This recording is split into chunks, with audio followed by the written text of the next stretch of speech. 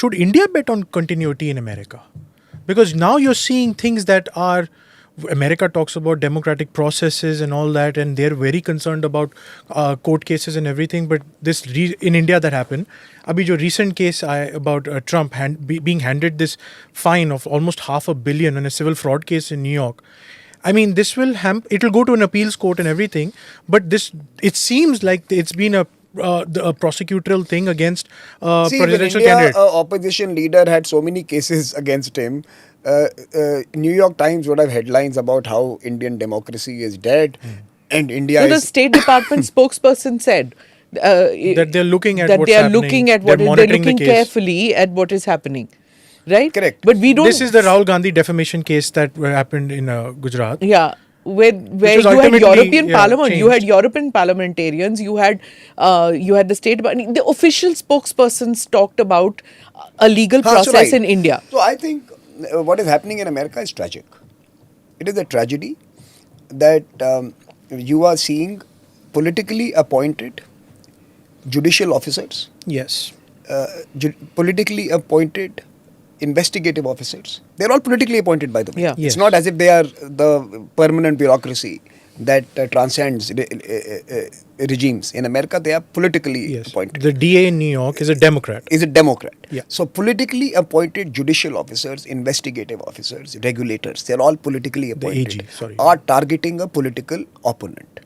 And it is shameful that there is not a squeak from the defenders. In fact, there is celebration that American democracy works because people that we appoint target people who don't like us. You know, there is a celebration about American democracy because they can use their own appointees to target their opponents. And somehow that system is great. And somehow our newspapers celebrate that system as well. अब वो करना चाहिए. How Long Live America series एक करनी चाहिए. But you know. But no, the irony is my missed point in here this. is that you asked me. This is the upholder of democracy in the world, right? Supposedly the oldest democracy and everything. But see, my point here is that India has to be not betting on community. In the case of America, India has to be prepared for a storm. It doesn't matter who comes back. America is going to be a disruptive actor in the global system for at least a generation till finally the concept of white America ceases to exist. There is a big demographic transition underway, which is age and ethnicity, that is going to begin to express itself through these crazy election results and electoral outcomes and processes. It will take a good decade and a half before America finds its new normal. The old Midwest America is gone. The new global America is not yet in charge. The browning of America is underway, and till such time that it finally begins to take shape in terms of its influence, we are going to have these battles. So America is a disruptive actor. If Trump comes, be prepared for tariffs, be prepared for a island America, where you are going to have trade wars, or at least punitive trade measures deployed against certain countries. Punishment to everyone. So there's going to be collective punishment. Everyone and anyone who had a phone call with Biden will be punished. Because he said first few days in office, I'm going to target people who were against me. Which means basically 120 world leaders who may have shook hands with Biden over the last 5 years. So I think we have to be ready for the fact that Trump America will be very different, but Democrat America may not also be very conducive to the kind of international frameworks that they themselves created in the last century. So irrespective of who's in power, America is a disruption we will have to manage. So the self-appointed sort of stewards of the world, upholders of democracy, वो नहीं जा रहे कहीं. They will remain. They'll remain that. They will remain. See, I was reading a tweet by someone that there are some countries who are large and there are some countries who are rich. There is only one country that is large and rich. So that is a truth. So if there's a change in the US, how's that going to impact on the Quad? How's that going to impact on other organizations that we are part of, other associations on the Indo-Pacific? नहीं, Quad में तो देखिए, American transactionalism is their exceptionalism. Bipartisan. Bipartisan. Exceptionalism is bipartisan. And exceptionalism basically means transactionalism in America. America will have no qualms about being your best friend in the Quad because they see a merit in restricting China or containing China or pushing back against the Chinese spread in that particular part of the world. They will have no qualms about embracing you. We are aware of it, and that's why we are also, I think, as India, we have taken measured steps in terms of what we want to do and what we will not do in certain groupings, right? But the Americans would be very happy to embrace you for a particular specific purpose, special purpose vehicle. Quad is a SPV. As far as America is concerned, Quad is a SPV. For us, we are trying to make it into a broader purpose vehicle. For them, it's a very specific purpose vehicle, right? At the same time, while they do this, this great, when they build this relationship with you in the Indo-Pacific, they'll have no qualms about imposing tariffs on you, on your refined products, on your manufactured products. Make America great again, and being part of Quad are not mutually exclusive.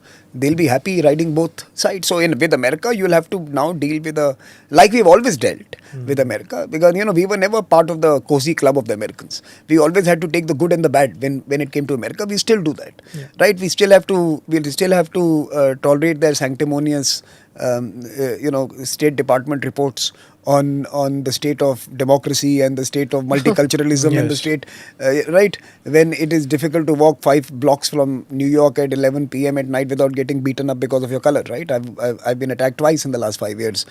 So I now refuse to go anywhere. I'm now, in the evening. You've been mugged? Oh, yeah. No, not mugged. Someone just came in, pushed me from behind and said, go back to your country. So I mean, probably he thought I was living there, but I imagine people face that, and my family there, my friends there, have faced some incidents. So it's growing, right? And it's not necessarily only restricted to us Indians. It's generally against anyone who looks different, feels different. But it does seem like the green card process is targeted at Indians. The H-1B process, the green card process. I mean, you pay social security, you pay Medicare tax and everything. But if you're out of a job, you have 60 days to get another job. Otherwise, you have to leave the country. So the ease of movement, Dr. Jaishankar has also talked about this with his American counterparts. Did this ever come up? No, I have not followed this particular debate, but I do know that the single most important project for us is to be able to create a arrangement globally where we can make our young talent fit for purpose for different geographies. So mobility arrangements, whether they are in terms of citizenship or residencies or work permits, we will have to have a whole basket of arrangements with different parts. But coming back to America, I think it's an interesting 8 to 9 months. And to be fair, now if you think about it, we were perhaps one of the few countries, if not the only country, of significant size that did well with Obama, Trump, and Biden. Bush also. And Bush. I know, it's Clinton's second term onwards, right? Yeah. So we have continuity. There has been a continuity, not in terms of their love for us alone, but in our deft ability to protect our own interests while we are dealing with the changing nature of the beast. From Bush era, they betted on India. Even when India was not ready to bet on us. We were, हम लोग शर्मा रहे थे. We were diffident, but they saw the nuclear deal was one point, I feel. I mean, you've seen that. You've seen it look, pretty Bush closely. bet on India of 2025 or 2024, where we are sitting today. He bet on exactly India being where we are today, and we are there. So actually, you can all ridicule Bush, but perhaps Bush was smarter than most American presidents in terms of thinking about where American foreign policy was headed, right?